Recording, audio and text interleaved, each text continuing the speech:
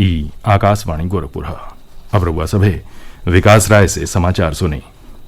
Corona संक्रमण में बढ़ोतरी जारी हो, सज्जो श्रोता लोग इनसे अपील हवे कि लापरवाही न बरतें, सज्जो एहतियाती उपायन का पालन करें और 44 बरिस से बेसी उम्र के जवान लोग कोविड का पहला टीका लगवा लिहले हवें, सही समय पर दूसर का टीका लगवावें। 3 गो आसान उपायन का पालन करें और सुरक्षित रहें। मास्क लगाई, 2 गज का सुरक्षित दूरी बनाए रखें, बेर बेर हाथ धोले, साफ सफाई का ध्यान रखें। और अब समाचार। प्रधानमंत्री नरेंद्र मोदी कहले हमें कि भारत अब कोविड-19 महामारी से निपटे बदे बेहतर हालत में हो। देश पिछला महीना में यह महामारी से निपटले में बेहतर समझ और कार्यनीति विकसित कैले हो। आज बुद्ध पूर्णिमा के मौका पर वर्चुअल बैसाख वैश्विक समारोह के संबोधित करत श्री मोदी कहलें कि देश के लगे अब वैक्सीन हो, जवन लोगिन का जिंदगी बचावे और महामारी के परास्त कैले में खास हवे।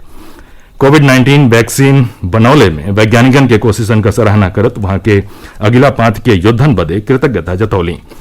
वहां के कहने की स्वास्थ्य देखभाल कार्यकर्तन, चिकित्सकन और नर्स लोग अपन जिंदगी जोखिम में डाल के निस्वार्थ भाव से लोग इनका जान बचौले में योगदान दिहली। प्रधानमंत्री महामारी में अपने प्रियजन लोग इनके गवावे वाले परिवारन बदे संवेदना जतौलें।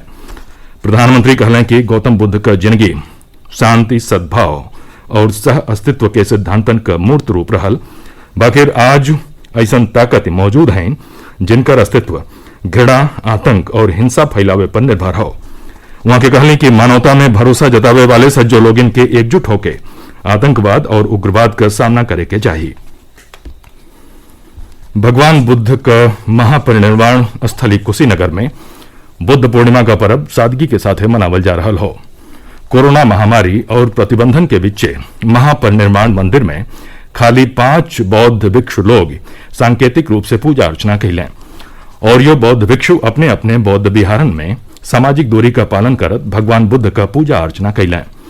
इस मौका पर नगर के राजकीय बौद्ध संग्रहालय में महात्मा बुद्ध के जिंदगी पर आधारित ऑनलाइन प्रदर्शनी का आयोजन कैल गेल हो। मुख्यमंत्री योगी आदित्यनाथ आज देवरिया और कुशीनगर का दौरा करके एह जिलन में कोविड मरीजन का इलाज के इंतजाम का जायजा लियल है। वहां के एकीकृत कोविड कमांड और नियंत्रण केंद्र का निरीक्षण कैली और अधिकारियों के जरूरी दिशा निर्देश दिहली। देवरिया में संवाददाता लोग इनके संबोधित करत मुख्यमंत्री कहलें कि प्रदेश सरकार कोरोना पर नियंत्रण बदे ट्रेस, टेस्ट और ट्रीट का नीति अपनौलस, जेकर सकारात्मक परिणाम सामने आयल हो। प्रदेश में रोजे कोविड मरीजन की संख्या घट रही हो। वहां के कहने की राज्य में महामारी से स्वस्थ भइले का दर बढ़ के 95% के करीब पहुंच गई हो।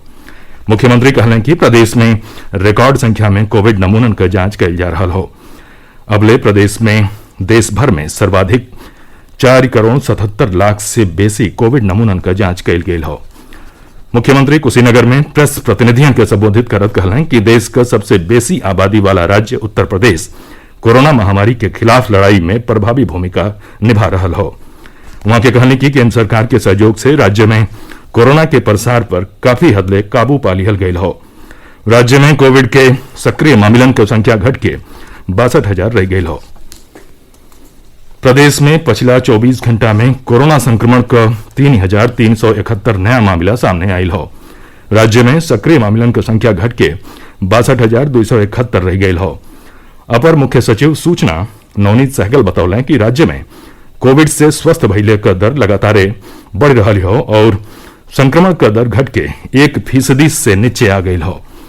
वहां के कहने की काल ही प्रदेश में एक दिन में सबसे बेसी 3,58,243 नमूनन का जांच कैल गई।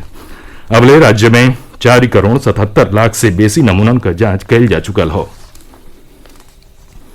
समुद्री तूफान यास ओडिशा तट के पार करत भीषण चक्रवात में बदल गयल हो।